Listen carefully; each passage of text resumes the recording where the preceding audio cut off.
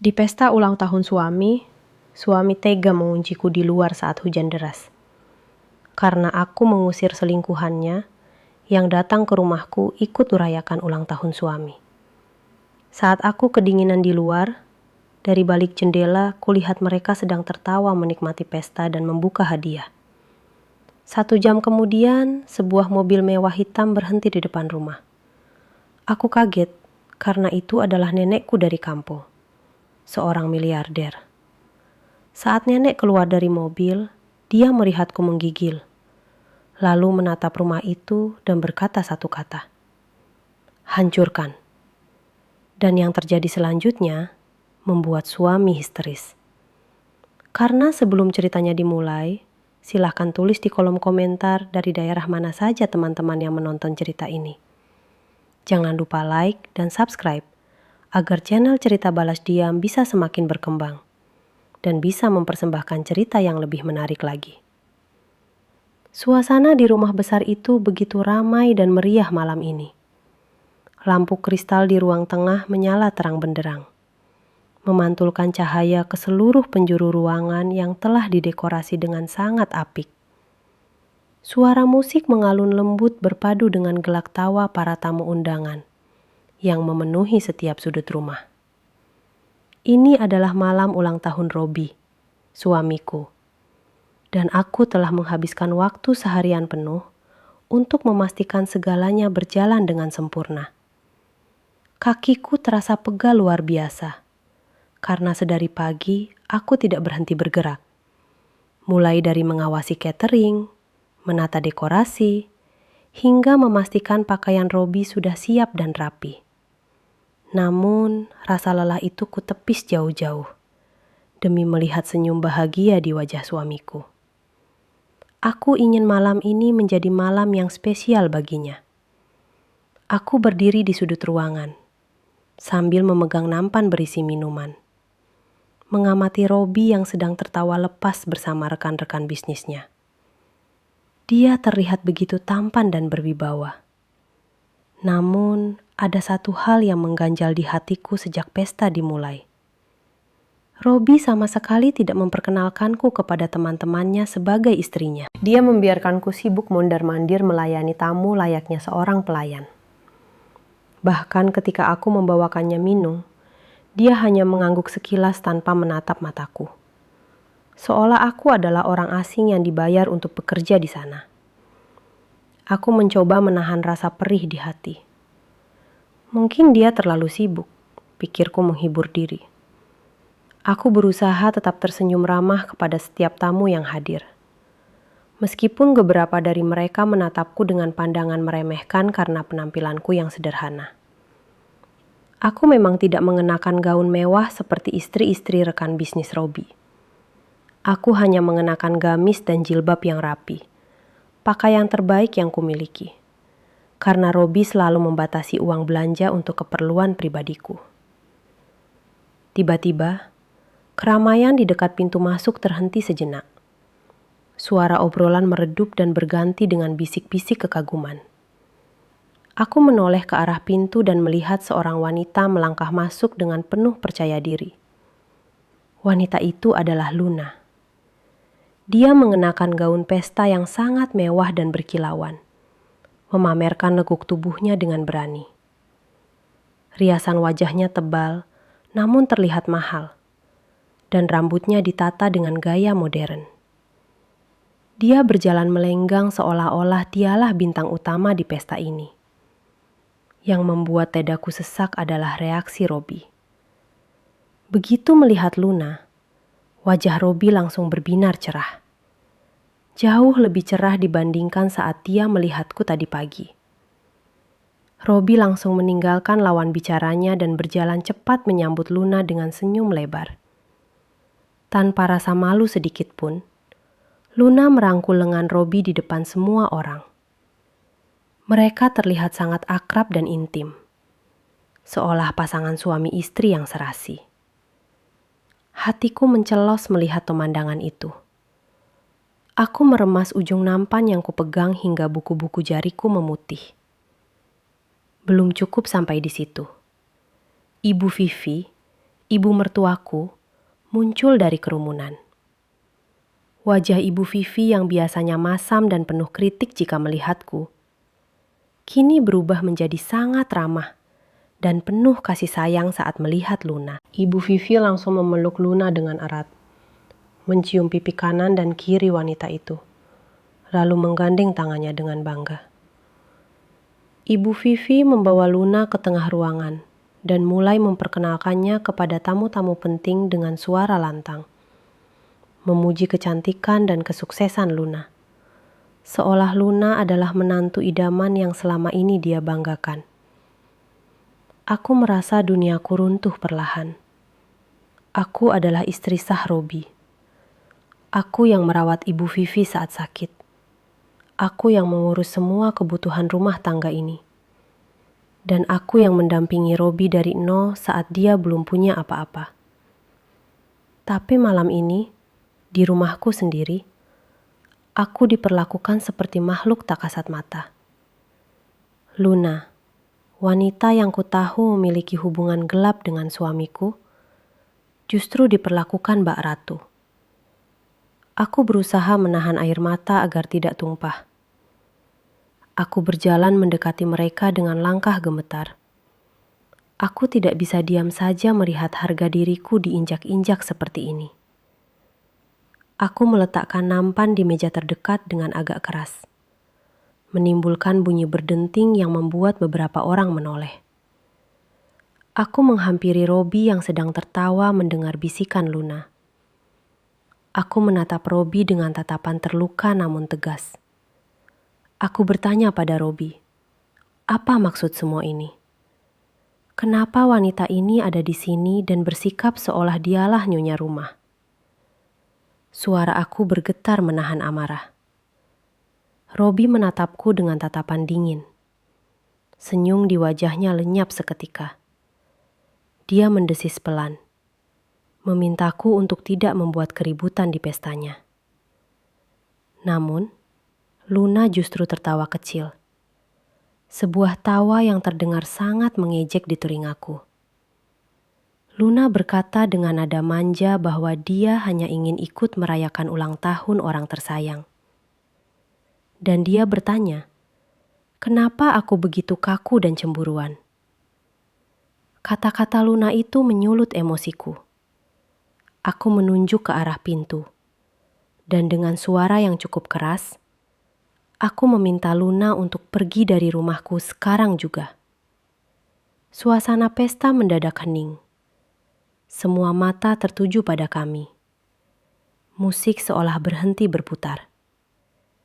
Ibu Vivi langsung maju membela Luna. Ibu Vivi memarahiku di depan umum, mengatakan bahwa aku adalah istri yang tidak tahu sopan santun karena mengusir tamu terhormat. Ibu Vivi berkata bahwa Luna jauh lebih berkelas dan lebih pantas berada di sini daripada aku yang hanya bikin malu. Hatiku hancur berkeping-keping mendengar ucapan ibu mertuaku sendiri. Aku menatap Robi, berharap dia akan membelaku, berharap dia akan mengingat pengabdianku selama ini. Tapi harapan itu sia-sia. Robi justru menatapku dengan nyalang. Wajahnya merah padam menahan amarah. Bukan pada Luna atau ibunya, melainkan padaku. Robi mencengkeram pergelangan tanganku dengan kasar. Cengkeramannya begitu kuat hingga terasa sakit. Dia menarikku menjauh dari kerumunan tamu yang berbisik-bisik. Robi berkata dengan suara penuh penekanan bahwa aku telah merusak suasana pesta ulang tahunnya. Dia bilang aku tidak tahu diri dan hanya bisa membuat masalah. Aku mencoba melepaskan tangannya dan membela diri, mengatakan bahwa aku hanya mempertahankan harga diriku sebagai istri. Tapi Robi tidak mau mendengar. Dia terus menyeret paksa aku menuju pintu depan yang besar. Luna dan Ibu Vivi melihat kejadian itu dengan senyum kemenangan, tersungging di bibir mereka. Tidak ada satupun tamu yang berani mencegah Robi. Aku terseret langkah kaki Robi yang lebar dan cepat. Air mataku akhirnya tumpah membasahi pipi. Aku memohon pada Robi untuk melepaskanku, tapi dia tuli terhadap tangisanku. Kami sampai di pintu depan. Di luar, suara guntur menggelegar dan hujan mulai turun dengan deras. Seolah langit ikut menangis melihat nasibku. Robi membuka pintu utama dengan kasar. Angin kencang bercampur air hujan langsung menerpa wajah kami. Robi mendorong tubuhku keluar dengan kuat, hingga aku terhuyung dan hampir jatuh di teras yang basah. Dia menunjuk wajahku dan berteriak di tengah suara hujan, mengatakan bahwa jika aku tidak bisa menerima Luna, maka aku tidak punya tempat di rumah ini. Dia lebih memilih wanita itu daripada aku, istrinya sendiri. Robi berkata dengan kejam, "Kalau Luna harus pergi, maka aku juga harus keluar." Tanpa menunggu jawabanku, dia membanting pintu kayu jati yang berat itu tepat di depan wajahku. Suara pintu yang terbanting keras itu terdengar seperti vonis mati bagiku. Bunyi kunci yang diputar dari dalam menyusul kemudian, menegaskan bahwa aku benar-benar tidak diinginkan lagi. Aku berdiri terpaku di depan pintu yang tertutup rapat itu, masih tidak percaya dengan apa yang baru saja terjadi. Tubuhku gemetar hebat, bukan hanya karena hawa dingin yang mulai menusuk tulang, tapi juga karena guncangan batin yang luar biasa. Hujan turun semakin deras, mengguyur tubuhku tanpa ampun. Dalam hitungan detik, pakaian gamis dan jilbabku basah kuyup, melekat dingin di kulitku. Air hujan bercampur dengan air mata yang mengalir deras di pipiku. Aku mencoba memutar gagang pintu, berharap Robi hanya menggertak. Tapi pintu itu terkunci mati. Aku mengetuk pintu dengan kepalan tanganku, memanggil nama Robi, memohon agar dia membukakan pintu.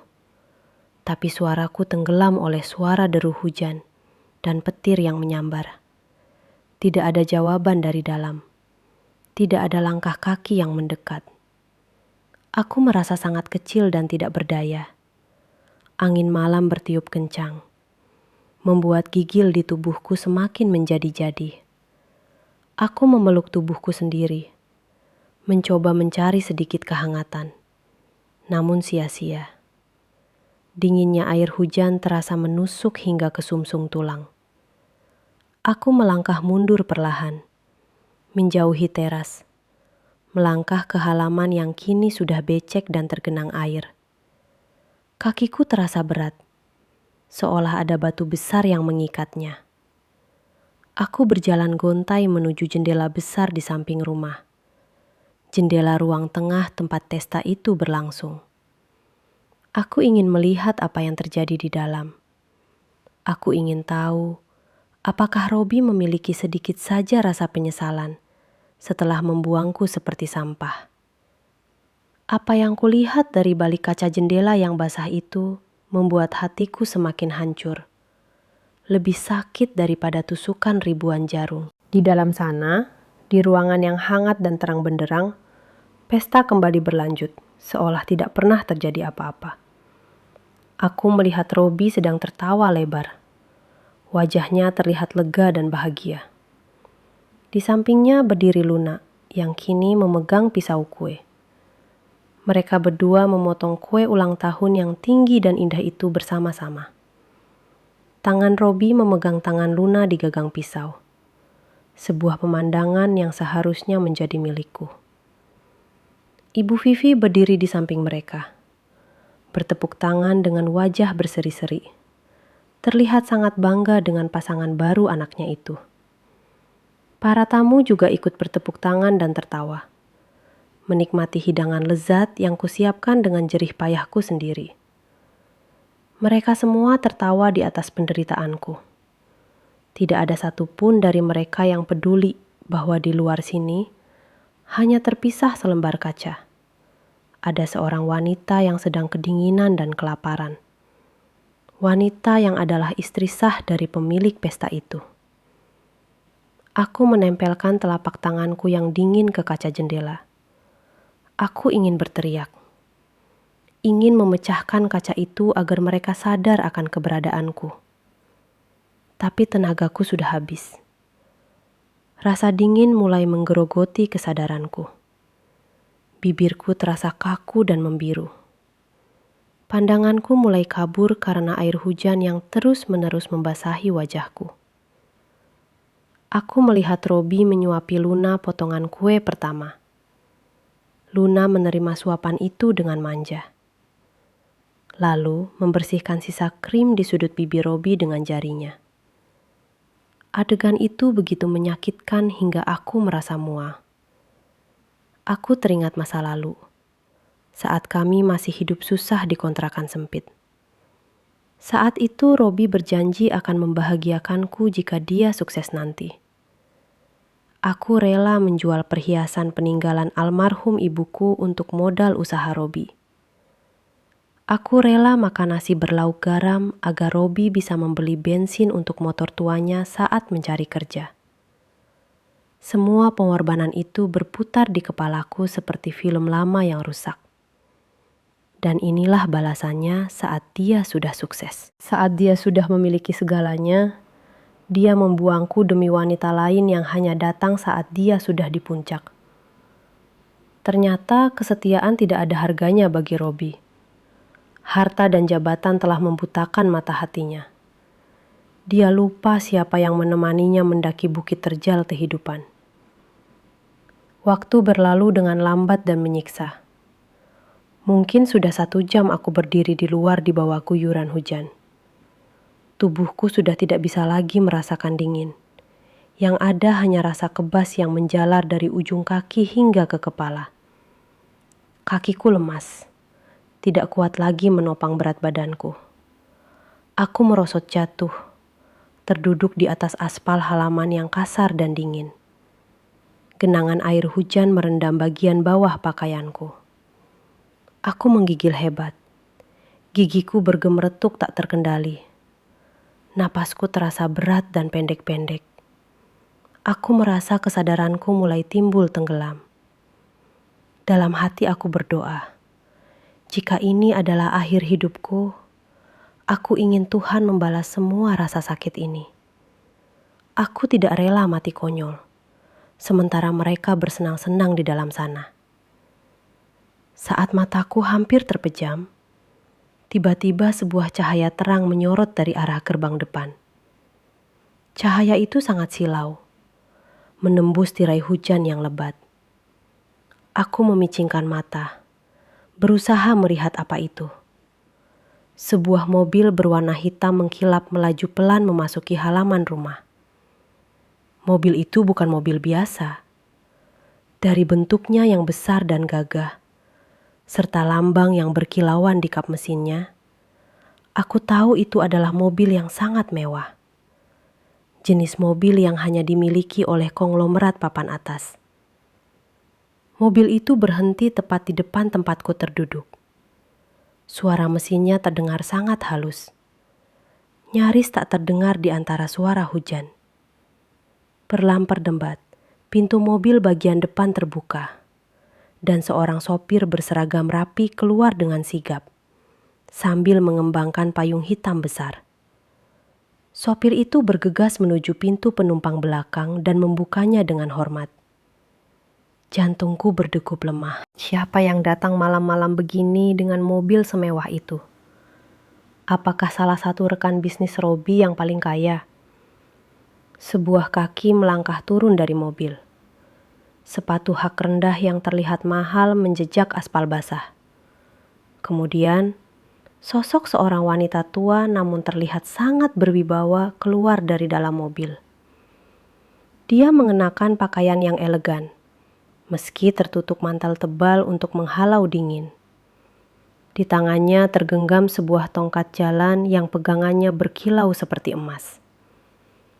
Wanita tua itu berdiri tegak di bawah payung yang dipegang sopirnya.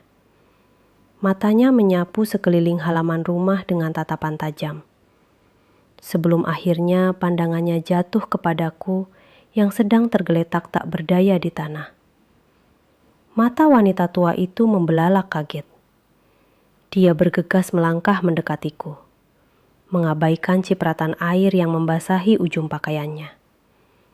Saat dia semakin dekat, aku bisa melihat wajahnya dengan jelas di bawah sorot lampu teras. Wajah itu, meski sudah dipenuhi kerutan termakan usia, adalah wajah yang sangat kukenal dan kurindukan. Itu adalah nenek Kumala. Nenekku yang tinggal di kampung, yang selama ini kukira hidup sederhana sebagai petani tua. Nenek Kumala berlutut di sampingku. Tidak peduli lututnya basah terkena genangan air. Dia memegang wajahku yang sedingin es dengan kedua tangannya yang hangat. Ada kepanikan dan kemarahan luar biasa di matanya saat melihat kondisiku. Dia memanggil namaku. "Livana, cucuku sayang." Suaranya bergetar menahan tangis dan amarah. Aku hanya bisa menatapnya lemah. Tidak sanggup berkata-kata. Bibirku terlalu kaku untuk bergerak. Nenek Kumala segera melepas mantel tebalnya dan menyelimutkannya ke tubuhku. Kehangatan mantel itu sedikit meredakan gigilku. Sopir dan 2 orang pengawal berbadan tegap yang turun dari mobil lain di belakangnya segera mendekat, siap membantu. Namun nenek Kumala mengangkat tangannya, memberi isyarat agar mereka diam sebentar. Nenek menoleh ke arah jendela besar itu. Dari tempat kami berada, nenek bisa melihat dengan jelas apa yang kulihat tadi. Robi, Luna, dan Ibu Vivi yang sedang tertawa bahagia. Rahang nenek Kumala mengeras. Tatapannya yang tadi penuh kasih sayang padaku, kini berubah menjadi tatapan yang sangat menakutkan. Tatapan seorang predator yang siap menerkam mangsanya. Dia melihat kebahagiaan mereka di atas penderitaan cucunya. Dia melihat ketidakadilan yang terpampang tepat di depan mata. Nenek Kumala berdiri perlahan, dibantu oleh tongkat emasnya. Dia berdiri tegak, memancarkan aura kekuasaan yang belum pernah kulihat sebelumnya. Dia menunjuk ke arah rumah megah itu dengan ujung tongkatnya. Suaranya tidak keras, tapi terdengar sangat jelas dan penuh penekanan, menembus suara hujan. Dia menoleh kepada kepala pengawalnya yang berdiri sigap di sampingnya, lalu mengucapkan satu kata yang akan mengubah nasib semua orang di dalam rumah itu selamanya. Hancurkan. Perintah itu terdengar mutlak. Tidak ada keraguan sedikit pun. Para pengawal itu mengangguk serempak. Wajah mereka dingin tanpa ekspresi. Siap melaksanakan perintah sang majikan tanpa banyak tanya. Aku melihat nenek kembali menatapku. Matanya kini lembut lagi.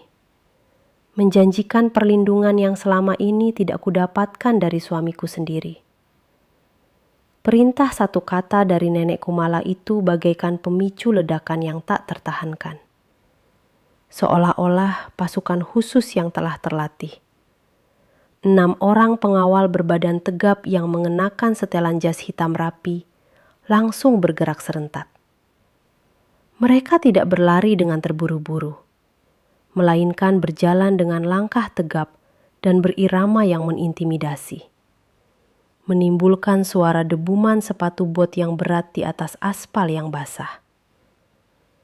Wajah mereka dingin tanpa ekspresi, seperti robot yang diprogram hanya untuk satu tujuan, melaksanakan titah majikannya tanpa keraguan sedikit pun. Nenek Kumala masih berdiri tegak di tempatnya, menatap nanar ke arah jendela besar yang menampilkan tawariang orang-orang yang telah menyakiti cucunya. Aku yang masih tergeletak lemas, merasakan sebuah tangan lembut namun kuat membantuku bangkit.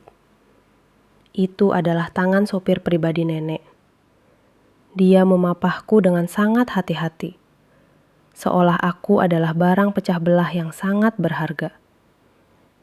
Kami bergerak perlahan menuju pintu depan. Hujan masih turun dengan derasnya.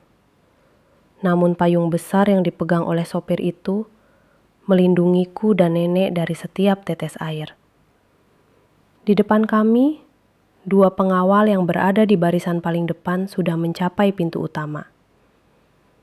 Tanpa mengetuk atau meminta izin, salah satu dari mereka menendang pintu jati ukiran Jepara itu dengan satu hentakan kuat. Suara brak yang keras terdengar memekakkan telinga, bahkan mengalahkan suara guntur di langit. Pintu yang tadi dikunci rapat oleh Robi kini terbuka lebar. Engselnya tampak sedikit rusak saking kuatnya tendangan itu. Angin malam yang dingin langsung berembus masuk ke dalam ruang pesta yang hangat, membawa serta aroma hujan dan aura kemarahan yang pekat. Di dalam ruangan, suasana pesta yang tadinya penuh gelak tawa seketika mati total. Musik yang mengalun ceria mendadak terdengar sumbang, sebelum akhirnya dimatikan oleh seseorang yang panik. Semua mata tertuju ke arah pintu depan yang kini menganga lebar.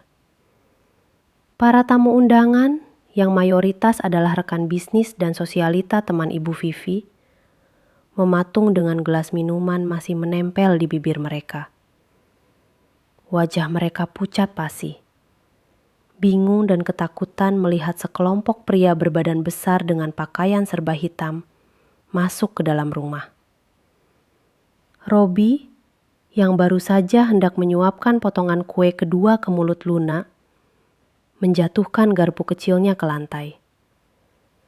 Denting garpu yang jatuh terdengar nyaring di tengah keheningan yang mencekam itu. Luna langsung bersembunyi di balik punggung Robi. Wajah cantiknya yang penuh riasan kini terlihat tegang. Ibu Vivi yang berdiri di samping meja kue tampak melotot. Mulutnya terbuka lebar karena kaget. Robi adalah orang pertama yang sadar dari keterkejutannya. Dengan wajah merah padam karena amarah, dia melangkah maju menantang para pengawal itu. Dia berteriak lantang, bertanya siapa mereka dan apa hak mereka mendobrak masuk rumahnya. Robi mengancam akan memanggil polisi karena menganggap ini adalah tindakan kriminal. Dia berpikir bahwa orang-orang ini mungkin adalah preman bayaran atau perampok yang nekat. Namun, para pengawal itu sama sekali tidak menggubris teriakan Robi. Mereka bahkan tidak menatap mata Robi. Mereka terus merangsek masuk, menyebar ke berbagai sudut ruangan, sesuai formasi yang sudah diatur, menciptakan barikade hidup yang memisahkan para tamu dengan area pintu masuk. Robi mencoba mendorong salah satu pengawal, namun tubuhnya terpental mundur, seolah dia baru saja menabrak tembok beton. Pengawal itu hanya menepis tangan Robi dengan santai namun bertenaga, membuat Robi terhuyung ke belakang dan hampir menabrak meja prasmanan. Saat itulah, Nenek Kumala melangkah masuk. Suara ketukan tongkat emasnya di lantai marmer terdengar berirama.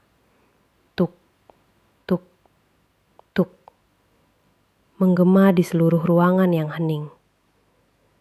Langkahnya pelan, namun penuh wibawa, memancarkan aura kekuasaan yang membuat siapapun yang melihatnya akan menunduk segan.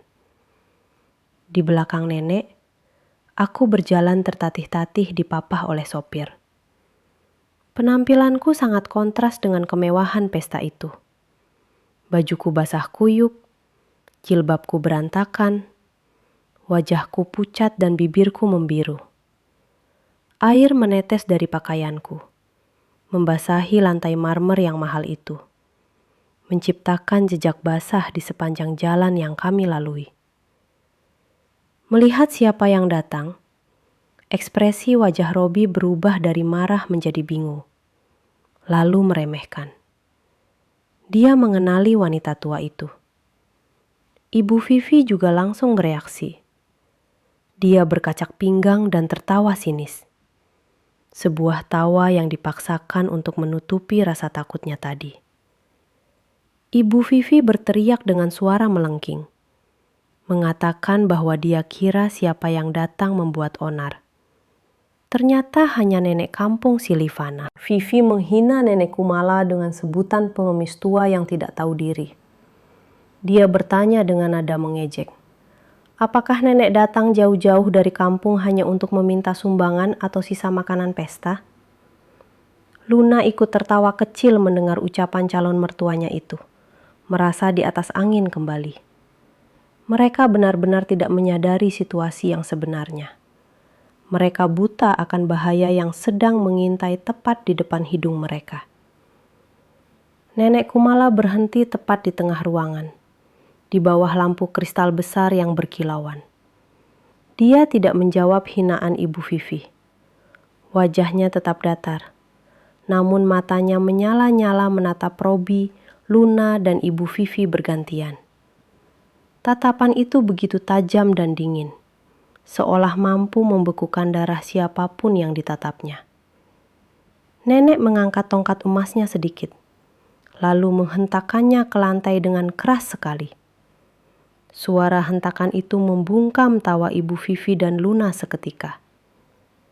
Nenek menatap lurus ke arah Robi dan berkata dengan suara yang tenang namun menusuk, bahwa dia datang mengambil kembali apa yang seharusnya tidak pernah dinikmati oleh pengkhianat. Robi mengerutkan kening, tidak mengerti maksud ucapannya.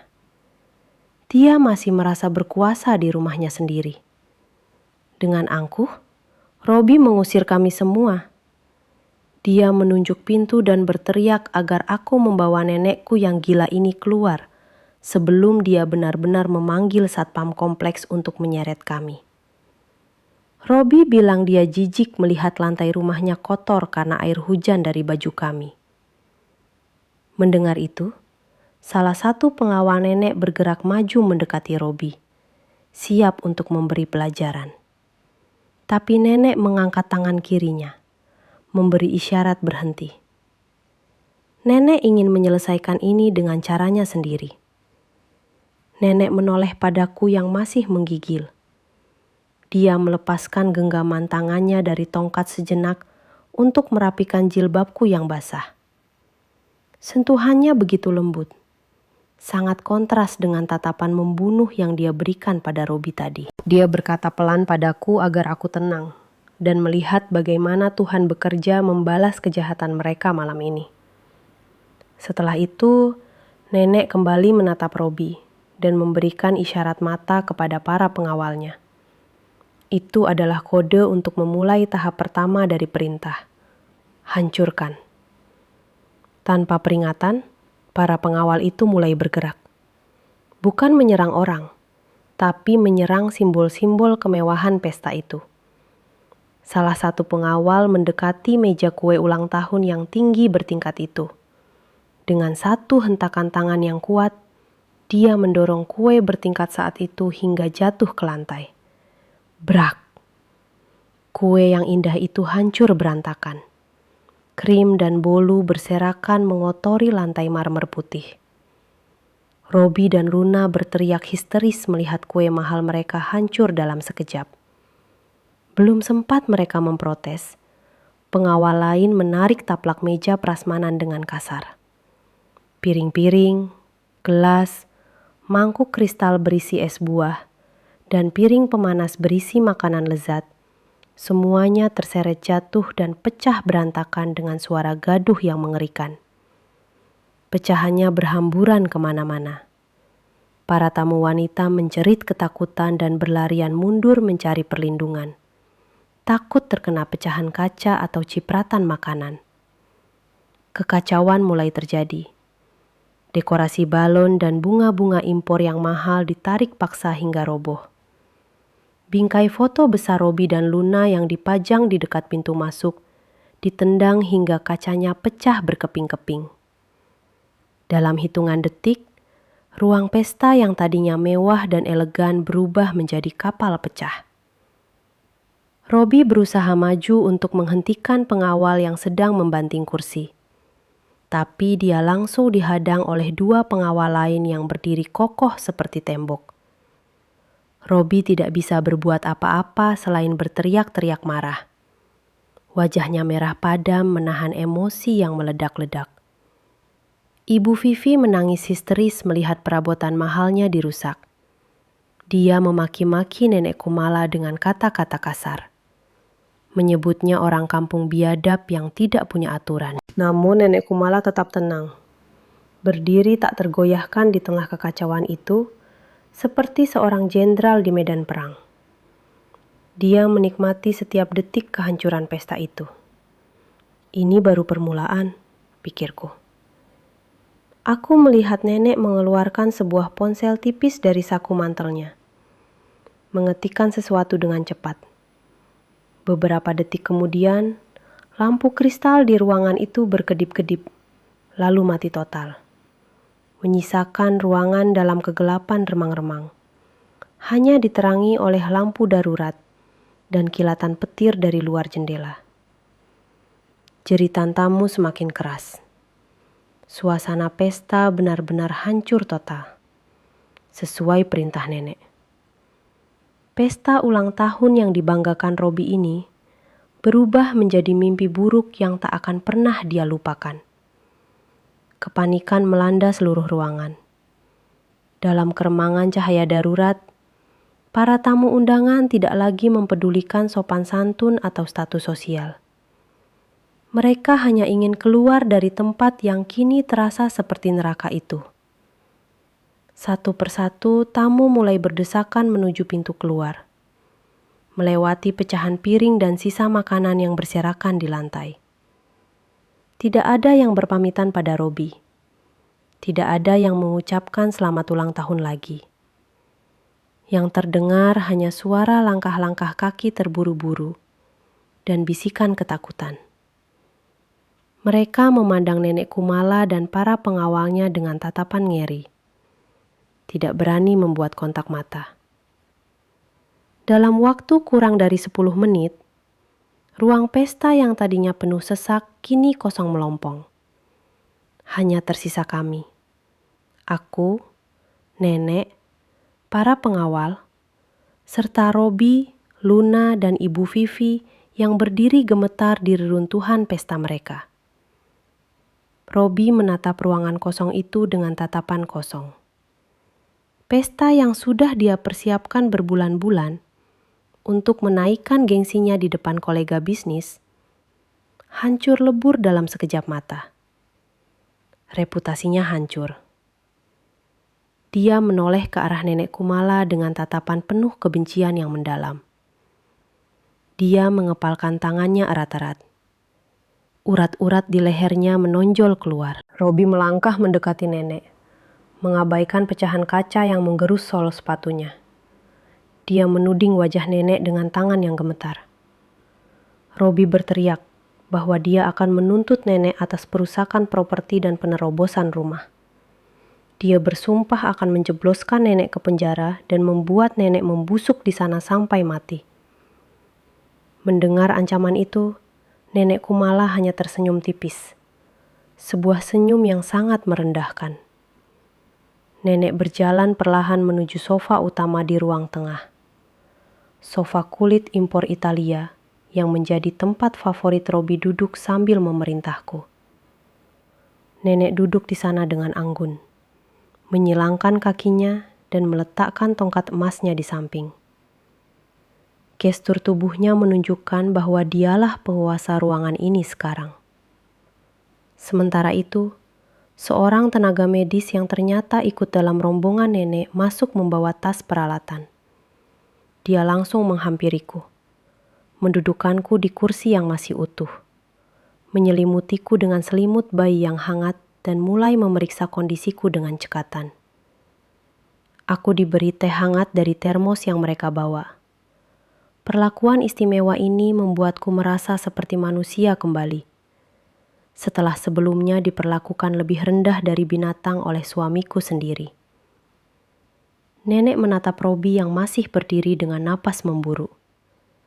Dengan gerakan santai, nenek merogoh tas kulit yang dibawa oleh asisten pribadinya.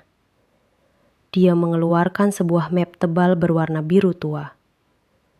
Nenek melempar map itu ke atas meja di hadapan Robi. Suara hempasan map itu terdengar keras di ruangan yang kini sunyi. Nenek memerintahkan Robi untuk membaca isi map itu, sebelum dia bicara omong kosong tentang menuntut dan memenjarakan orang. Robi menatap map itu dengan ragu, lalu melirik ke arah Ibu Vivi dan Luna yang berdiri ketakutan di belakangnya. Dengan tangan gemetar, Robi mengambil map itu dan membukanya. Robi mulai membaca lembar demi lembar dokumen di dalamnya. Awalnya wajahnya terlihat bingung, namun perlahan berubah menjadi pucat pasi, seputih kertas yang dipegangnya. Matanya membelalak tak percaya. Keringat dingin mulai bercucuran di pelipisnya. Tangannya gemetar makin hebat, hingga kertas-kertas itu berbunyi gemersik. Luna yang penasaran ikut mengintip isi dokumen itu. Dan reaksinya pun sama. Dia menutup mulutnya dengan tangan. Matanya terbelalak kaget. Ibu Vivi yang tidak sabar langsung merebut kertas itu dari tangan Robi dan membacanya sendiri. Seketika itu juga, lutut Ibu Vivi lemas dan dia jatuh terduduk di lantai, seolah tulangnya baru saja dicabut dari tubuhnya. Dokumen itu adalah sertifikat asli rumah mewah yang kami tempati ini, serta surat pengakuan utang perusahaan Robi yang nilainya miliaran rupiah. Di sana tertulis dengan jelas bahwa pemilik sah dari rumah ini bukanlah Robi, melainkan sebuah perusahaan holding bernama Kumala Group. Dan yang lebih mengejutkan lagi bagi mereka, pemilik tunggal dari Kumala Group adalah Nenek Kumala, wanita tua yang baru saja mereka hina sebagai pengemis kampung. Ternyata, selama ini Robi hanya memiliki hak guna bangunan yang diagunkan ke perusahaan. Dan karena kegagalan pembayaran utang serta pelanggaran kontrak bisnis yang fatal, yang datanya sudah dikumpulkan oleh tim nenek, maka seluruh aset Robi, termasuk rumah ini, telah resmi disita oleh perusahaan sejak detik ini. Nenek Kumala berbicara dengan suara yang menggema di ruangan sunyi itu.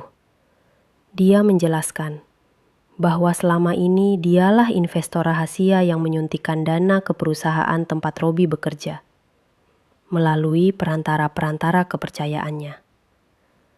Nenek melakukan itu demi aku, demi cucunya, agar suamiku bisa sukses dan membahagiakanku. Nenek memberikan segalanya secara diam-diam, karena tidak ingin Robi merasa rendah diri. Tapi apa balasan yang dia terima? Robi justru menggunakan kesuksesan itu untuk berselingkuh, menghina cucunya, dan bahkan mengusirnya seperti anjing kurap saat hujan deras. Nenek berkata bahwa dia bisa memberi kekayaan dalam sekejap mata, dan dia juga bisa mengambilnya kembali dalam sekejap mata, bahkan lebih cepat. Robi menjatuhkan map itu ke lantai. Dia menatap nenek dengan pandangan tidak percaya. Dia menggelengkan kepalanya berkali-kali, bergumam bahwa ini tidak mungkin. Ini pasti palsu. Bagaimana mungkin nenek kampung yang selalu datang membawa beras dan sayur bisa menjadi pemilik perusahaan raksasa yang menguasai pasar properti? Robi merasa seperti sedang bermimpi buruk. Kesombongannya hancur berkeping-keping. Dia menyadari bahwa dia baru saja membangunkan naga tidur. Dia telah menggali kuburannya sendiri dengan menantang orang yang memegang nyawa finansialnya. Ibu Vivi yang tadi garang, kini merangkak mendekati kaki Nenek Kumala. Wajahnya basah oleh air mata ketakutan. Dia mencoba memegang kaki nenek, tapi ditepis kasar oleh pengawal. Ibu Vivi memohon ampun dengan suara serak. Dia berkata bahwa ini semua hanya salah paham. Dia bilang dia tidak tahu kalau nenek adalah orang kaya raya. Dia mencoba menjilat kembali ludahnya sendiri dengan memuji-muji nenek sebagai besan yang baik hati dan dermawan. Sungguh pemandangan yang menyedihkan dan menjijikkan. Wanita yang tadi begitu sombong menghinaku dan nenek, kini mengemis sepertinya hanya punya uang. Luna, yang menyadari situasinya sudah berbalik 180 derajat, mulai mundur perlahan menuju pintu belakang. Dia tidak mau terlibat dalam kebangkrutan ini. Namun, mata elang nenek menangkap gerakannya. Nenek membentak Luna untuk berhenti di tempat. Nenek berkata bahwa tidak ada satu orang pun yang boleh keluar dari ruangan ini sebelum dia selesai bicara. Luna membeku di tempat. Wajahnya pucat ketakutan. Nenek menatap mereka bertiga. Robi, Ibu Vivi, dan Luna, dengan tatapan jijik. Dia berkata bahwa dia tidak butuh permintaan maaf palsu mereka. Yang dia butuhkan hanyalah keadilan bagi cucunya. Nenek bangkit dari sofa, mengambil kembali tongkat emasnya. Dia berjalan mendekati Robi yang masih terpaku bisu.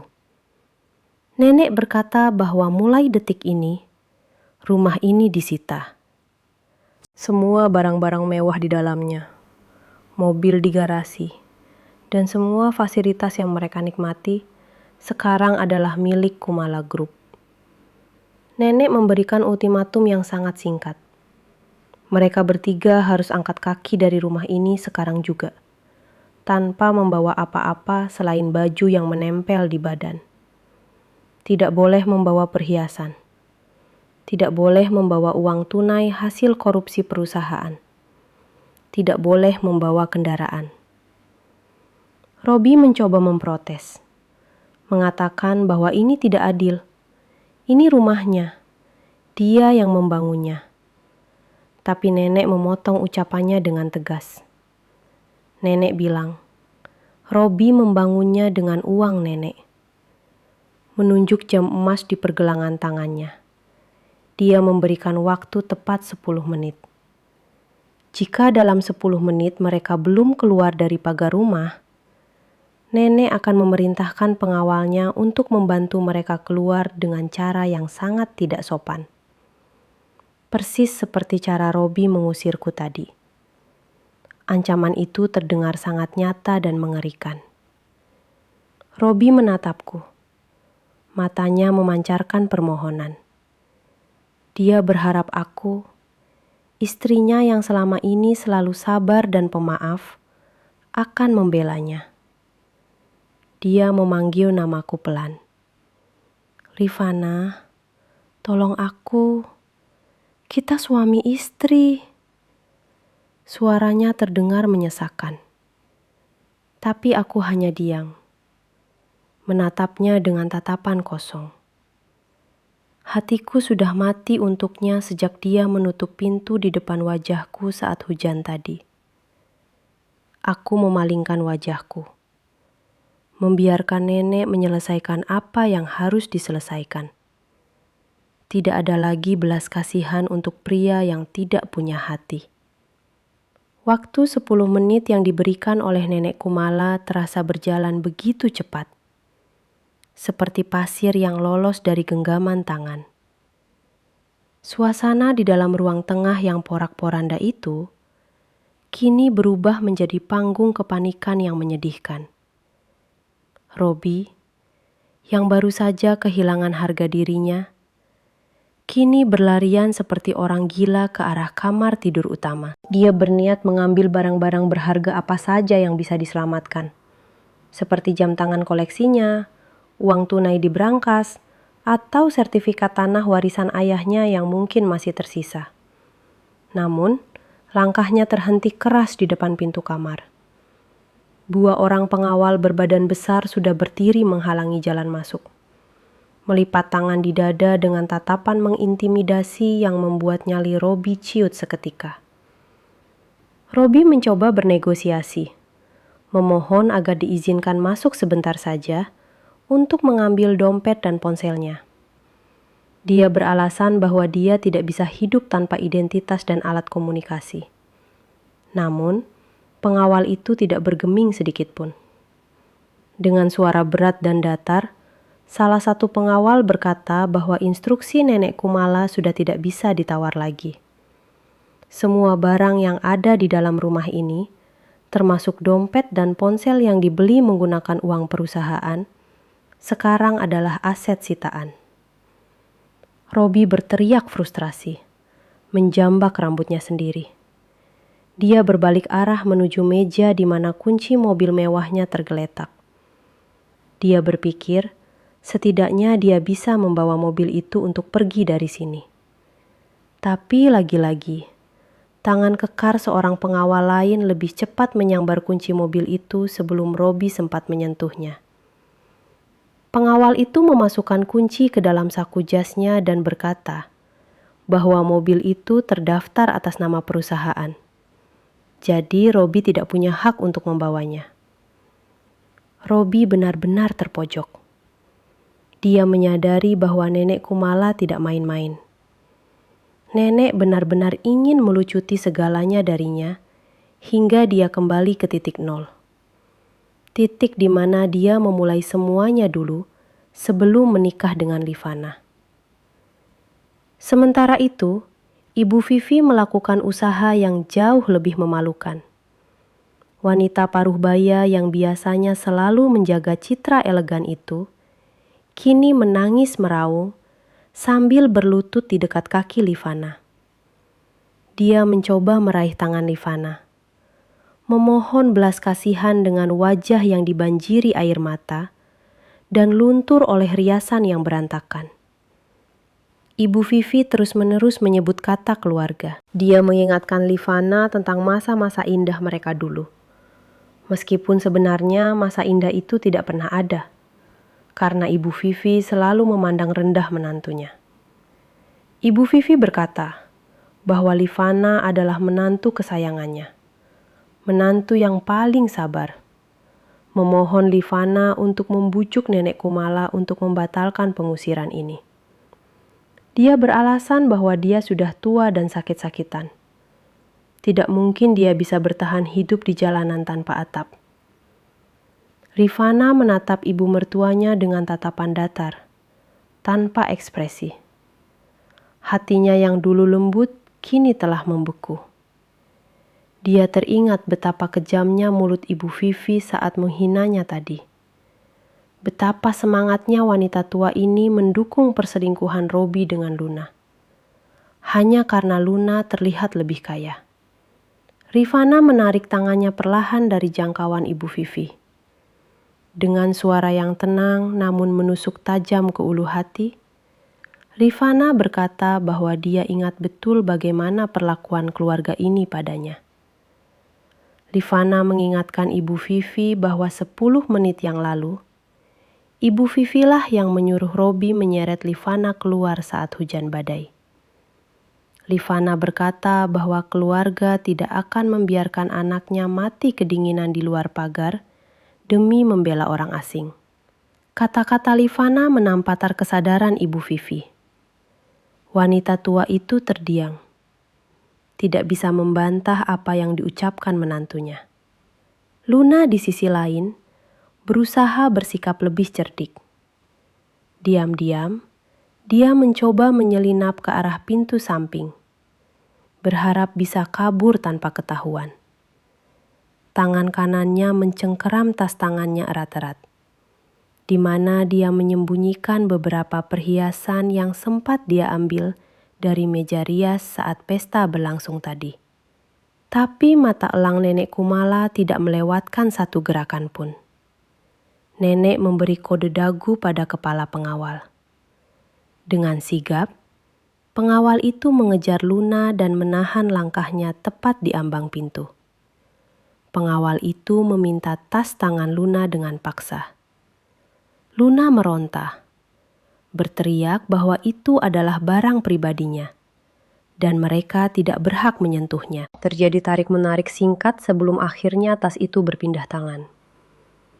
Pengawal itu membalikkan tas Luna dan berjatuhanlah cincin, kalung, dan gelang emas milik Ibu Vivi yang ternyata sudah dicuri Luna diam-diam. Ibu Vivi membelalak kaget melihat perhiasannya ada di tas Luna. Dia tidak menyangka wanita yang dipujanya itu ternyata seorang pencuri. Waktu 10 menit pun habis. Nenek Kumala memukul tongkatnya ke lantai sekali lagi. Tanda bahwa toleransi sudah berakhir. Para pengawal langsung bergerak serentak. Tanpa kekerasan fisik yang berlebihan, namun dengan ketegasan yang mutlak, mereka menggiring Robi, Ibu Vivi, dan Luna ke arah pintu utama. Robi mencoba bertahan dengan berpegangan pada kusen pintu. Berteriak memanggil nama Livana sekali lagi. Tapi tenaga dua pengawal yang mendorongnya jauh lebih kuat. Dia terdorong keluar melewati ambang pintu. Diikuti oleh Ibu Vivi yang masih menangis histeris. Dan Luna yang memaki-maki kasar. Mereka bertiga terlempar ke teras depan yang basah. Hujan masih turun dengan deras. Seolah alam semesta setuju untuk membersihkan jejak mereka dari rumah itu. Pintu jati besar itu kemudian ditutup kembali dengan keras di hadapan wajah mereka. Brak! Suara itu sama persis dengan suara saat Robi menutup pintu untuk Livana tadi. Tapi kali ini posisinya berbalik. Robi, Ibu Vivi, dan Luna kini berada di luar. Sementara Livana berada di dalam kehangatan rumah yang sebenarnya adalah miliknya. Dari balik pintu, terdengar suara kunci diputar 2 kali, memastikan tidak ada jalan kembali bagi mereka. Robi menggedor pintu dengan kepalan tangannya, berteriak frustrasi. Tapi suaranya sia-sia ditelan suara guntur. Di dalam rumah, Livana masih duduk diam di sofa. Air mata menetes perlahan di pipinya. Bukan air mata kesedihan karena kehilangan suami, tapi air mata kelegaan karena beban berat yang selama ini menindih dadanya akhirnya terangkat. Nenek Kumala memeluk pundak Livana, memberikan kekuatan. Nenek berkata bahwa mulai malam ini, hidup Livana akan berubah total, dan tidak ada lagi yang bisa menyakitinya. Para pelayan yang bekerja di rumah itu, yang selama ini diam karena takut pada Robi dan Ibu Vivi, kini mulai muncul. Mereka menatap Nenek Kumala dengan hormat. Nenek memberikan instruksi agar rumah ini segera dibersihkan dari sisa-sisa pesta dan barang-barang milik Robi yang masih tertinggal. Nenek memerintahkan agar semua pakaian dan barang pribadi Robi, Ibu Vivi, dan Luna dikumpulkan dan dibakar atau disumbangkan. Karena dia tidak ingin ada satupun jejak mereka yang tersisa di rumah ini. Livana mendengarkan instruksi itu dengan tenang. Dia tahu ini adalah langkah awal untuk membersihkan hidupnya dari racun masa lalu. Dia menatap ke arah jendela, melihat bayangan 3 orang di luar sana, yang sedang bertarung dengan nasib mereka sendiri. Tidak ada rasa kasihan lagi di hati Livana. Hanya ada rasa keadilan yang akhirnya ditegakkan. Hujan deras mengguyur tubuh Robi, Luna, dan Ibu Vivi tanpa ampun. Dalam hitungan detik, pakaian pesta mereka yang mahal sudah basah kuyup, melekat dingin di kulit. Dingin yang menusuk tulang langsung menyergap mereka. Persis seperti rasa dingin yang dirasakan Livana 1 jam yang lalu.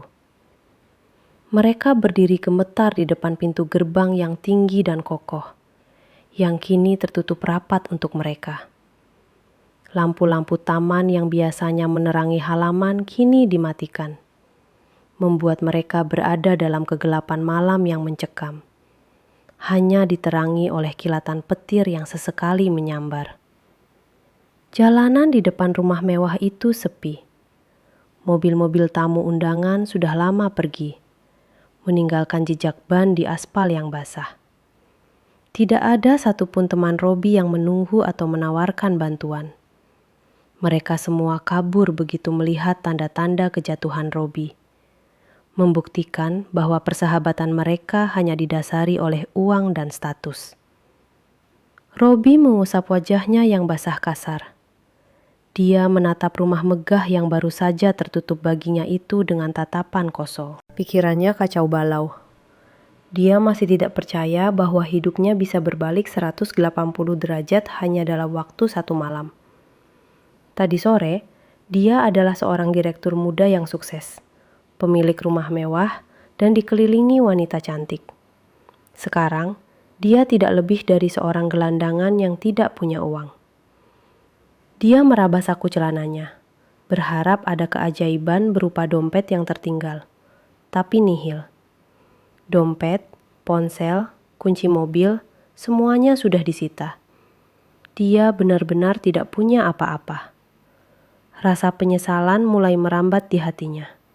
Tapi bukan penyesalan karena menyakiti Livana, melainkan penyesalan karena tidak mengecek latar belakang nenek Kumala sebelumnya.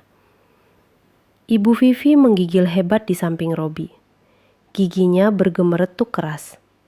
Dia memeluk tubuhnya sendiri yang hanya berbalut kain tipis. Kain batiknya yang mahal kini kotor terkena cipratan lumpur. Ibu Vivi mulai merengek, menyalahkan Robi atas semua kejadian ini. Dia memukul lengan anaknya dengan lemah. Bertanya kenapa Robi begitu bodoh sampai tidak tahu kalau neneknya Livana adalah pemilik perusahaan. Ibu Vivi menyalahkan Robi karena tidak becus mengurus aset, sehingga bisa disita begitu saja. Dia meratapi nasibnya yang harus kehujanan di usia tua. Padahal seharusnya dia sedang tidur nyenyak di kasur empuknya. Omelan Ibu Vivi yang tiada henti membuat kepala Robi semakin pening. Emosi Robi yang sudah diubun-ubun akhirnya meledak. Dia membentak ibunya agar diam. Suara bentakan Robi membuat Ibu Vivi terdiam kaget. Tidak menyangka anak emasnya berani membentaknya. Luna, yang berdiri agak menjauh dari mereka, menatap Robi dengan tatapan jijik. Riasan wajahnya luntur, membuat wajah cantiknya terlihat mengerikan seperti badut yang menangis.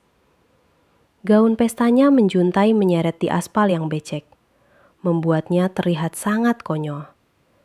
Luna tidak menangis, tapi matanya memancarkan kemarahan yang luar biasa. Dia merasa tertipu mentah-mentah. Selama ini, dia mendekati Robi karena mengira Robi adalah pria kaya raya yang bisa menjamin masa depannya. Dia rela menjadi perusak rumah tangga orang demi harta. Tapi ternyata, Robi hanyalah orang miskin yang hidup dari belas kasihan nenek istrinya. Luna merasa waktunya terbuang sia-sia untuk pria yang tidak punya masa depan. Pertengkaran pun pecah di antara mereka. Luna mulai memaki Robi dengan kata-kata kasar. Dia menyebut Robi penipu, pria tidak berguna, dan pecundang. Luna berteriak di tengah hujan, mengatakan bahwa dia menyesal pernah mengenal Robi. Dia menyalahkan Robi karena telah menyeretnya ke dalam masalah ini dan membuatnya dipermalukan di depan banyak orang. Robi yang tidak terima dihina balik menyerang Luna. Dia mengungkit bahwa Luna juga bersalah karena mencuri perhiasan ibunya. Robi berkata bahwa Luna hanya wanita matre yang tidak punya hati. Pertengkaran mereka semakin memanas, saling menyalahkan dan membuka aib masing-masing. Sementara Ibu Vivi hanya bisa menangis meratapi nasib di pinggir jalan. Tiba-tiba, sebuah taksi melintas pelan di jalan depan kompleks perumahan itu. Mungkin taksi itu baru saja menurunkan penumpang di blok sebelah. Mata Luna langsung berbinar melihat harapan. Tanpa mempedulikan Robi dan Ibu Vivi, Luna berlari ke tengah jalan sambil melambaikan tangannya dengan panik untuk menyetop taksi tersebut. Taksi itu berhenti di dekat trotoar. Luna bergegas membuka pintu belakang. Robi yang melihat itu mencoba ikut masuk. Dia berpikir bahwa mereka bisa pergi bersama ke hotel atau ke tempat teman untuk sementara waktu. Robi memegang pintu taksi, berharap Luna akan memberinya tumpangan. Namun, Luna menepis tangan Robi dengan kasar.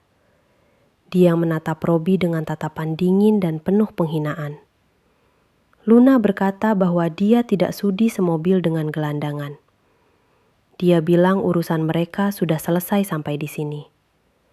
Luna menegaskan bahwa dia tidak mau hidup susah, mengurusi pria miskin dan ibunya yang rewel. Ternyata, Luna masih menyembunyikan kartu kredit cadangan dan sedikit uang tunai di balik saku tersembunyi gaunnya yang tidak sempat diperiksa pengawal tadi.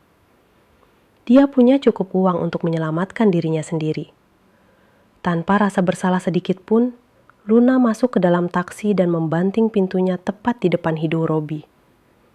Robi terpaku melihat taksi itu melaju pergi menembus hujan, membawa Luna menjauh dari kehidupan mereka.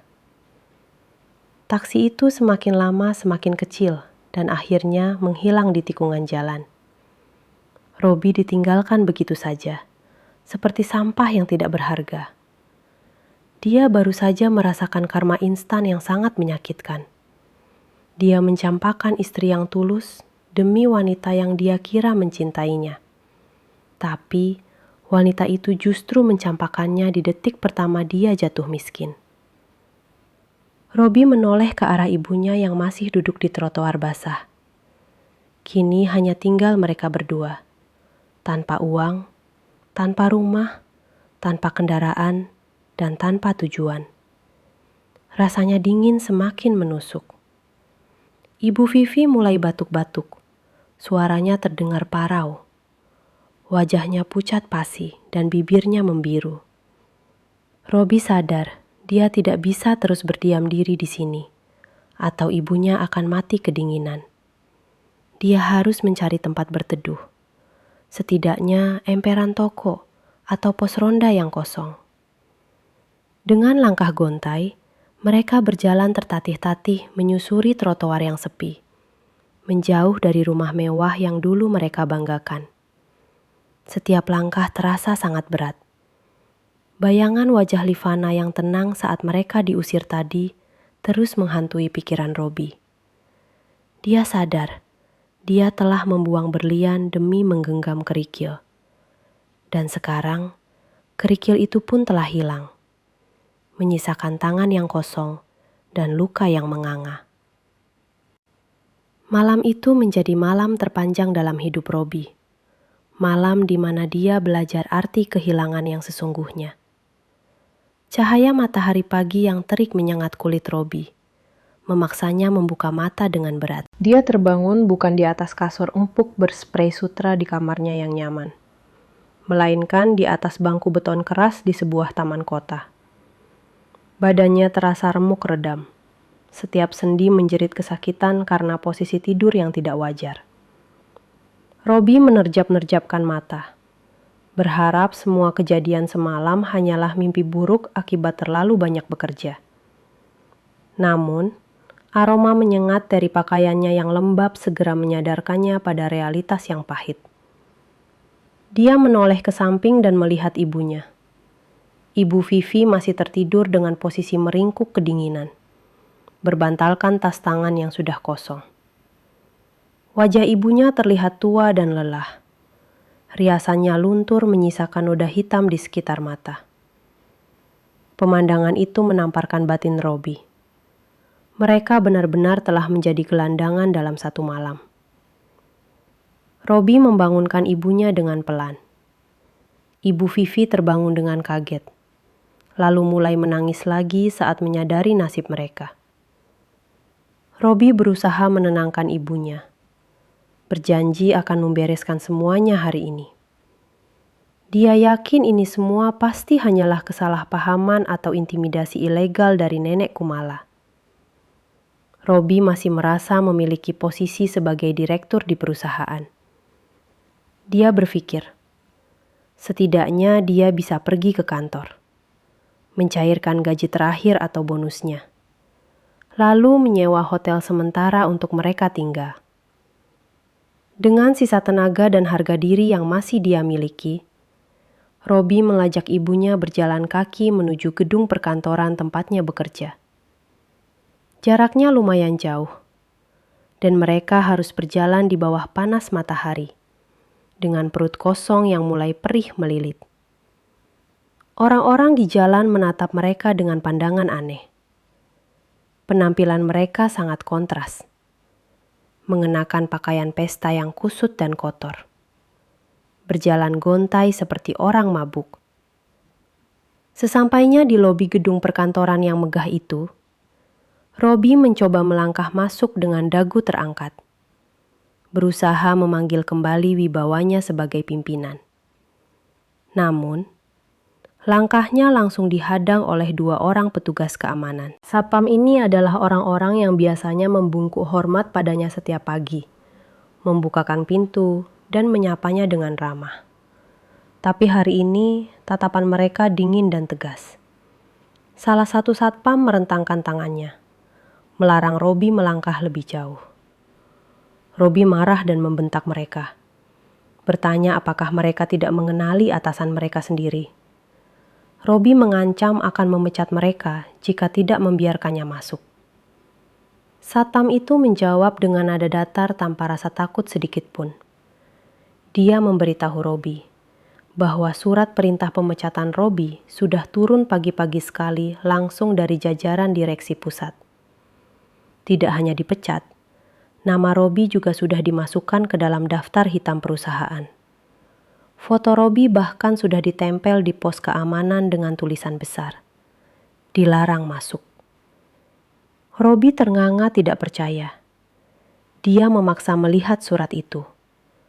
Satpam itu menunjukkan salinan memo internal yang ditempel di meja resepsionis.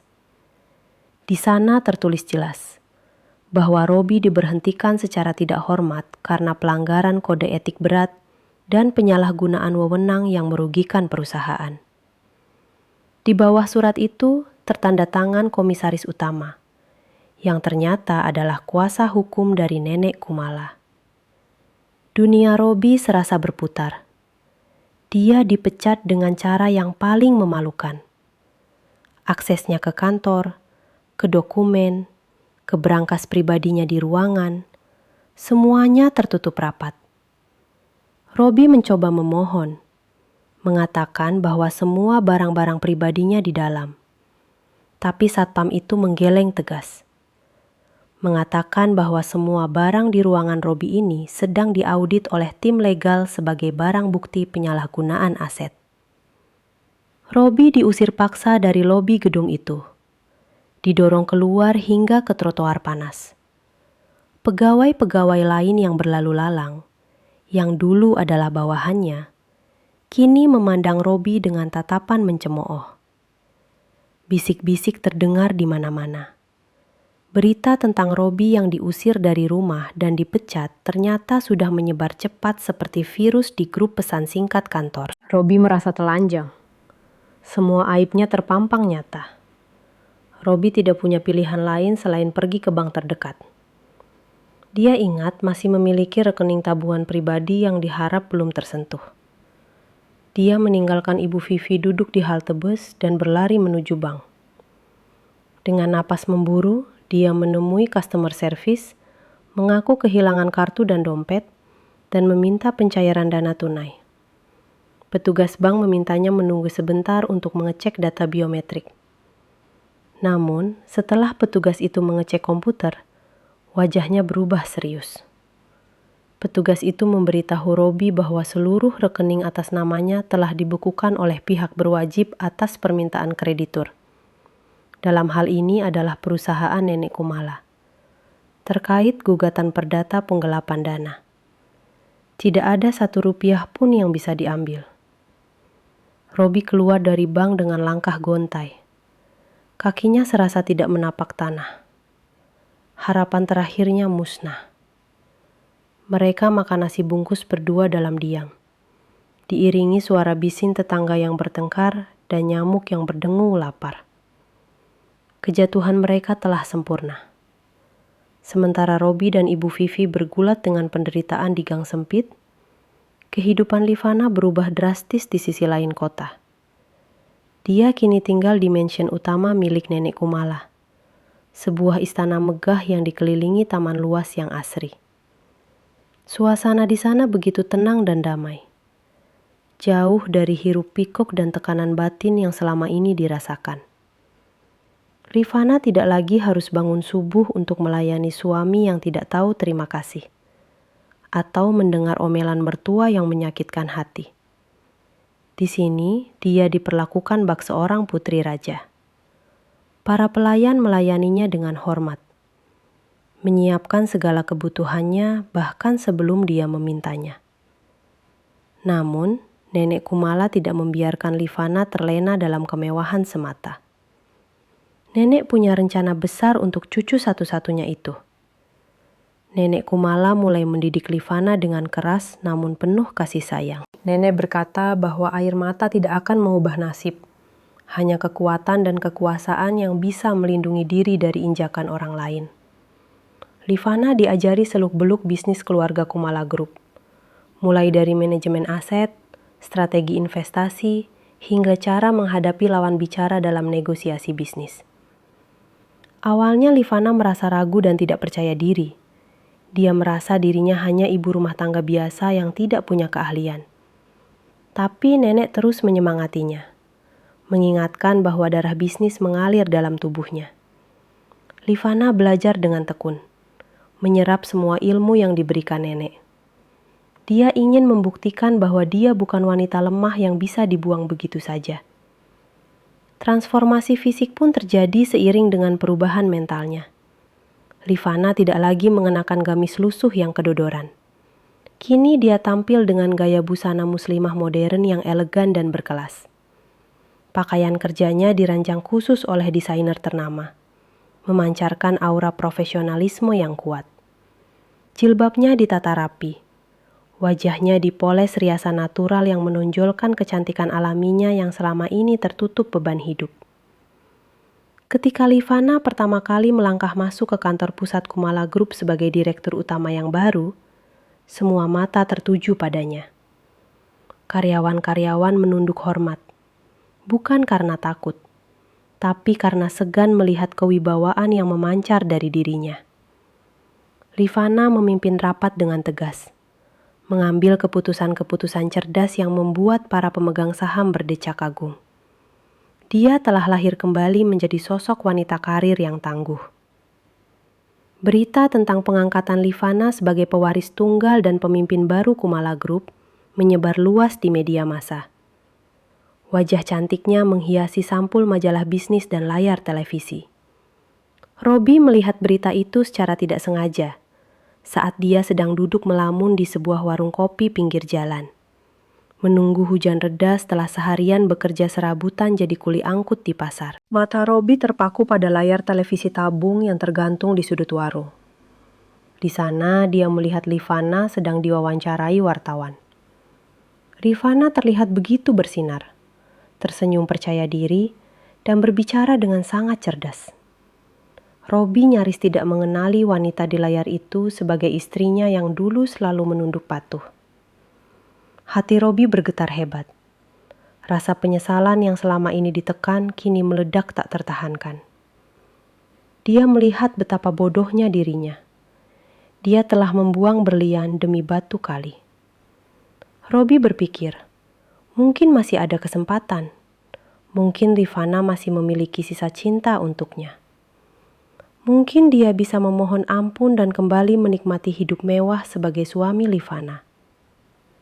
Pikiran licik dan putus asa itu mendorong Robi melakukan tindakan nekat. Keesokan harinya, dengan menggunakan sisa uang terakhirnya untuk ongkos, Robi nekat pergi ke gedung pencakar langit milik Kumala Group. Penampilannya sangat menyedihkan. Pakaiannya lusuh, wajahnya kusam dan belum dicukur, tubuhnya kurus dan bau keringat. Dia terlihat seperti pengemis di antara orang-orang berdasi yang lalu lalang di kawasan bisnis itu. Robi mencoba masuk ke lobi gedung. Jantungnya berdebar kencang saat mendekati meja resepsionis marmer yang mewah. Dia memberitahu resepsionis wanita yang cantik itu bahwa dia ingin bertemu dengan ibu Livana. Dengan nada mendesak dia mengaku sebagai suaminya. Resepsionis itu menatap Robi dari ujung kaki hingga ujung kepala dengan tatapan jijik yang tidak ditutup-tutupi. Dia menekan tombol interkom memanggil keamanan, mengatakan ada orang gangguan jiwa yang mengaku-ngaku sebagai suami ibu direktur. Robi marah dan berteriak bahwa dia berkata jujur. Keributan kecil terjadi. Beberapa orang menoleh dan menertawakannya. Tak lama kemudian, 3 orang petugas keamanan bertubuh kekar datang. Mereka tidak banyak bicara. Langsung memegang lengan Robi dan menyeretnya keluar dari lobi. Robi meronta-ronta, berteriak memanggil nama Livana sekeras-kerasnya. Berharap suaranya terdengar sampai ke lantai atas. Tapi usahanya sia-sia. Dia dilempar keluar gedung hingga jatuh tersungkur di trotoar panas. Lututnya lecet dan berdarah. Orang-orang yang lewat menatapnya dengan pandangan hina, mengira dia gelandangan gila yang sedang mengamuk. Saat Robi sedang berusaha bangkit sambil menahan sakit, sebuah mobil mewah berhenti di depan lobi. Pintu mobil terbuka dan Rifana turun dengan anggun, didampingi oleh asisten pribadinya. Rifana terlihat sangat memukau, jauh lebih cantik dari yang pernah Robi lihat. Robi merasa mendapat angin segar. Dia bangkit dan berlari mendekati mobil itu sambil berteriak memanggil Livana. "Livana sayang, ini aku, Robi, suamimu," teriaknya parau. Petugas keamanan segera menghadang Robi sebelum dia bisa mendekat lebih dari 5 meter. Livana berhenti sejenak. Dia menoleh ke arah sumber suara. Matanya bertemu dengan mata Robi. Robi berharap melihat secitik kerinduan atau belas kasihan di sana. Tapi yang dia dapatkan hanyalah tatapan datar dan dingin. Seolah Livana sedang melihat orang asing yang tidak penting. Tidak ada emosi, tidak ada kemarahan. Hanya ketidakpedulian yang mutlak. Rifana kemudian membuang muka, kembali menatap ke depan, dan melangkah masuk ke dalam gedung tanpa menoleh lagi. Pintu kaca otomatis tertutup, memisahkan dunia mereka berdua selamanya. Robi berdiri terpaku. Air matanya menetes. Penolakan tanpa kata itu jauh lebih menyakitkan daripada 1000 makian. Dia menyadari bahwa Livana yang dulu mencintainya sudah mati. Dibunuh oleh perbuatannya sendiri. Udara di dalam kontrakan petak itu terasa begitu pengap dan menyesakkan dada. Seolah oksigen enggan mampir ke tempat yang menyedihkan itu. Dinding-dindingnya yang kusam dan berjamur, menawarkan aroma lembab yang bercampur dengan bau obat-obatan murah dan keringat yang mengering. Di sudut ruangan yang sempit, Ibu Vivi terbaring lemah di atas kasur busa tipis yang sudah kehilangan keempukannya. Suara batuknya yang keras dan terdengar menyakitkan memecah keheningan siang yang terik itu. Setiap kali batuk itu datang, tubuh ringkih Ibu Vivi terguncang hebat. Wajahnya mengkerut menahan sakit yang menusuk di dada. Wanita yang dulunya selalu tampil prima dengan riasan tebal dan pakaian bermerek itu, kini tak ubahnya seperti kerangka hidup. Rambutnya kusut masai dan memutih. Kulitnya kusam. Dan tatapan matanya kosong menatap langit-langit kamar yang bocor. Tidak ada lagi sisa-sisa kesombongan yang dulu selalu dia pamerkan di depan Rifana. Yang tersisa hanyalah penyesalan dan rasa sakit yang tak berujung. Robi duduk bersila di dekat pintu yang terbuka setelah menghitung recehan logam di telapak tangannya dengan wajah murung. Tangannya yang dulu halus karena hanya memegang pulpen di ruangan bersih, kini kasar, kapalan, dan penuh luka gores akibat pekerjaan barunya sebagai kuli angkut di pasar induk. Dia menatap uang yang jumlahnya tak seberapa itu dengan hati teriris. Uang itu bahkan tidak cukup untuk membeli nasi bungkus yang layak. Apalagi untuk menebus resep obat ibunya yang semakin hari semakin mahal. Robi menghela napas panjang.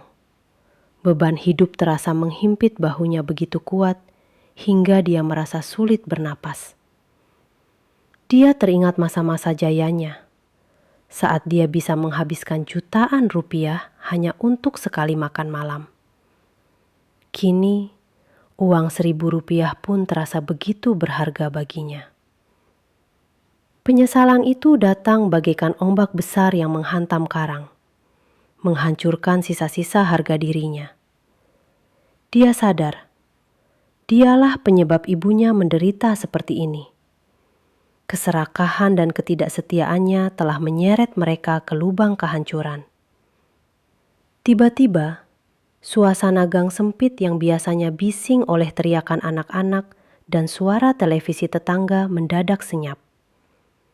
Kesunyian yang ganjil itu membuat Robi mengangkat kepalanya. Terdengar suara mesin mobil yang sangat halus mendekat. Suara yang sangat asing di lingkungan kumuh seperti ini. Robi bangkit perlahan dan mengintip dari balik pintu. Matanya terbelalak tak percaya saat melihat sebuah mobil sedan mewah berwarna hitam mengkilap berhenti tepat di depan gang rumah kontrakannya. Mobil itu terlihat begitu kontras dengan lingkungan sekitarnya yang kotor dan becek. Seperti sebuah benda asing yang jatuh dari langit. Para tetangga mulai keluar dari rumah mereka. Berbisik-bisik kagum sekaligus heran melihat kendaraan sekelas itu bisa masuk ke wilayah mereka. Jantung Robi berdegup kencang. Firasatnya mengatakan bahwa tamu yang datang bukanlah orang sembarangan. Pintu penumpang bagian belakang mobil itu terbuka perlahan. Seorang pria berbadan tegap turun lebih dulu, lalu membukakan pintu untuk sosok yang ada di dalamnya. Detik berikutnya, napas Robi tercekat. Livana turun dari mobil dengan anggun. Penampilannya benar-benar berubah drastis. Dia mengenakan setelan kerja yang sangat elegan dan rapi. Membalut tubuhnya dengan sopan, namun tetap memancarkan aura kekuasaan yang kuat. Jilbabnya tertata sempurna tanpa celah. Wajahnya bersinar bersih, dirias tipis namun tegas, menampilkan kecantikan yang selama ini tertutup oleh beban penderitaan saat menjadi istri Robi. Livana berdiri tegak, memandang sekeliling lingkungan kumuh itu dengan tatapan datar. Seolah dia adalah seorang ratu yang sedang meninjau daerah terpencil. Tidak ada rasa jijik yang berlebihan. Namun terlihat jelas bahwa dia tidak lagi menjadi bagian dari dunia yang menyedihkan ini. Robi gemetar melihat sosok mantan istrinya itu. Ada dorongan kuat dalam dirinya untuk berlari dan memeluk Livana, memohon ampun dan meminta kesempatan kedua.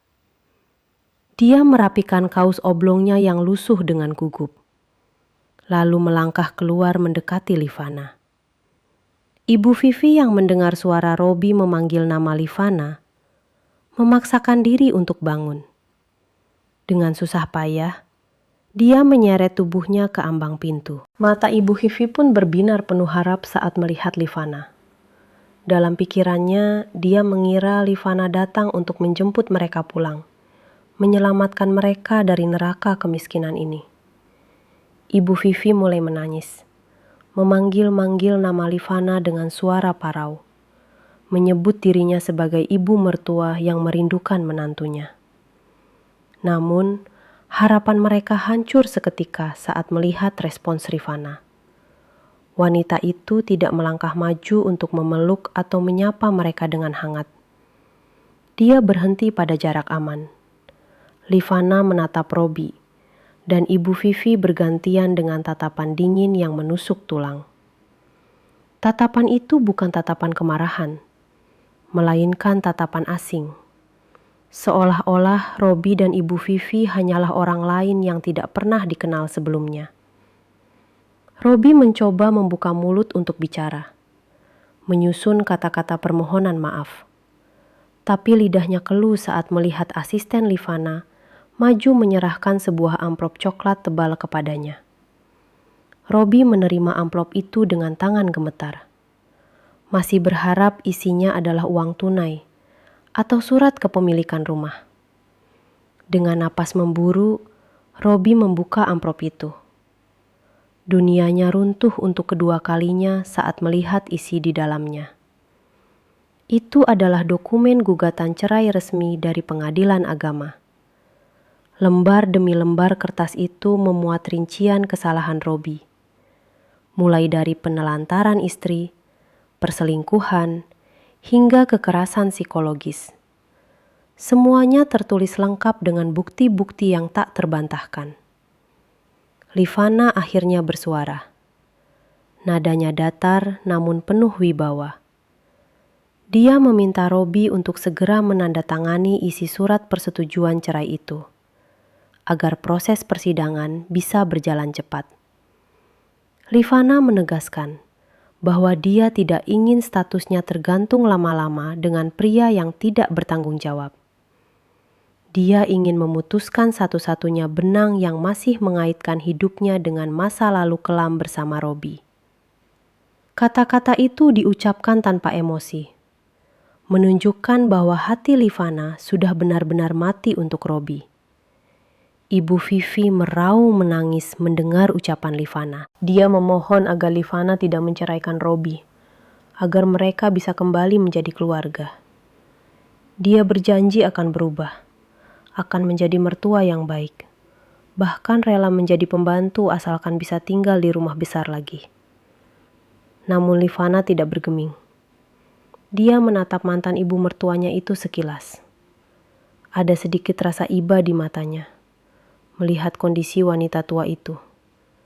Tapi ingatan tentang bagaimana Ibu Vivi mengusirnya saat hujan deras kembali muncul, menghapus rasa kasihannya itu. Livana kemudian mengeluarkan sebuah amplop putih kecil dari tas tangannya. Dia tidak memberikannya langsung ke tangan Robi, melainkan meletakkannya di atas kursi kayu reot di teras. Livana berkata bahwa di dalam amplop itu ada sejumlah uang. Robi dan Ibu Vivi menatap amplop itu dengan mata lapar. Namun, kalimat selanjutnya dari Livana menampar harga diri mereka sekeras-kerasnya. Livana mengatakan bahwa uang itu bukan pesangon, bukan pula harta gana gini, apalagi tanda cinta. Uang itu adalah uang zakat dan sedekah. Livana memberikannya semata-mata atas dasar kemanusiaan, karena dia wajib membantu fakir miskin dan orang yang terlantar. Dia memberikan uang itu agar Ibu Vivi bisa berobat, dan mereka bisa makan layak untuk beberapa hari ke depan. Setelah itu, Livana menegaskan tidak akan ada bantuan lagi. Itu adalah sedekah terakhir darinya untuk orang asing yang kebetulan pernah dia kenal. Setelah mengucapkan itu, dia pergi tanpa menoleh lagi, meninggalkan Robi dan Ibu Vivi yang menangis histeris di teras kontrakannya yang busuk. Hari di mana palu hakim diketuk menjadi hari paling kelabu dalam hidup Robi. Langit di luar gedung pengadilan tampak mendung pekat, seolah ikut berkabung atas nasib buruk yang menimpa pria itu. Di dalam ruang sidang yang dingin, Robi duduk sendirian di kursi tergugat. Dia terlihat sangat menyedihkan. Kemejanya kusut dan ukurannya sedikit kebesaran. Wajahnya tirus tak terawat, dan matanya dilingkari warna hitam akibat kurang tidur. Tidak ada pengacara yang mendampinginya, tidak ada keluarga yang memberikan dukungan moral. Di seberang meja, Livana duduk dengan tenang didampingi tim kuasa hukum terbaik. Dia tampak bersinar, percaya diri, dan tak tersentuh. Proses sidang berjalan cepat. Hakim memutuskan mengabulkan seluruh gugatan Livana. Pernikahan mereka resmi berakhir. Robi kehilangan hak atas harta apapun karena terbukti selama pernikahan dia tidak memberikan kontribusi aset dan justru merugikan pihak istri. Robi keluar dari gedung pengadilan dengan langkah gontai. Dia mencoba mengejar Livana untuk terakhir kalinya di parkiran, berteriak memanggil namanya, berharap ada keajaiban. Tapi Livana terus berjalan lurus masuk ke dalam mobil mewahnya tanpa menoleh sedikit pun. Mobil itu melaju pergi, membawa serta separuh jiwa Robi yang hancur. Robi pulang dengan berjalan kaki karena tidak punya uang ongkos. Sesampainya di kontrakan, dia mendapati pemandangan yang lebih mengerikan. Barang-barang miliknya dan ibunya sudah dilempar keluar ke pinggir jalan. Pemilik kontrakan mengusir mereka paksa, karena uang sedekah dari Livana sudah habis untuk membayar utang obat, dan mereka tidak sanggup membayar sewa bulan depan. Ibu Vivi duduk meringkuk di emperan toko yang tutup di dekat gang, memeluk buntelan baju bekas mereka erat-erat. Wajahnya pucat pasi, dan bibirnya membiru kedinginan. Hujan mulai turun dengan deras, mengguyur jalanan. Dia benar-benar sendirian di dunia ini, terbuang dan terlupakan. Dinginnya angin malam menusuk hingga ke tulang sumsum, mengingatkan Robi pada rasa dingin yang pasti dirasakan Livana malam itu. Dia kini paham betapa jahatnya perbuatannya dulu. Di tengah keputusasaan yang memuncak, sebuah mobil mewah melintas perlahan di jalan raya depan tempat mereka berteduh.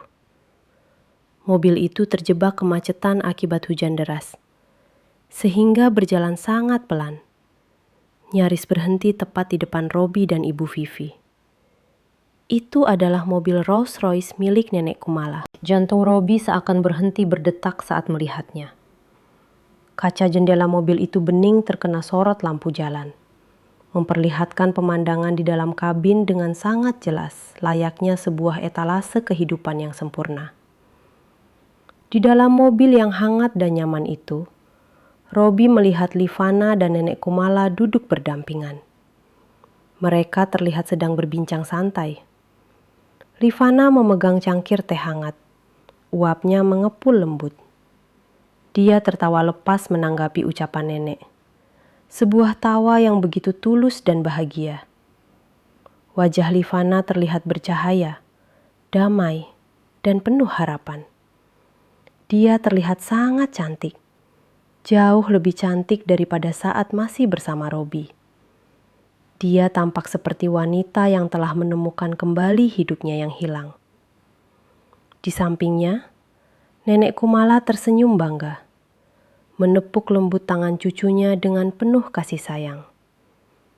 Pemandangan itu begitu kontras dengan kondisi Robi dan Ibu Vivi yang sedang menggigil kedinginan di trotoar yang becek dan bau. Robi terpaku menatap kebahagiaan di dalam mobil itu. Rasa sakit yang dia rasakan saat ini jauh lebih parah daripada kematian. Hukuman terberat baginya bukanlah kemiskinan atau kelaparan, melainkan harus menyaksikan dengan mata kepala sendiri bahwa wanita yang dulu dia sia-siakan kini hidup sangat bahagia tanpanya. Livana telah bangkit menjadi berlian yang bersinar, sementara Robi telah hancur menjadi debu jalanan. Mobil itu perlahan mulai melaju kembali saat kemacetan terurai. Livana sama sekali tidak menoleh keluar jendela. Dia tidak melihat mantan suami dan mertuanya yang sedang sengsara di pinggir jalan. Bagi Livana, masa lalu itu sudah tertutup rapat. Dia terus menatap ke depan, menuju masa depan yang cerah. Mobil itu semakin menjauh. Lampu belakangnya yang merah perlahan menghilang di tengah kabut hujan, membawa pergi satu-satunya cahaya yang pernah ada dalam hidup Robi.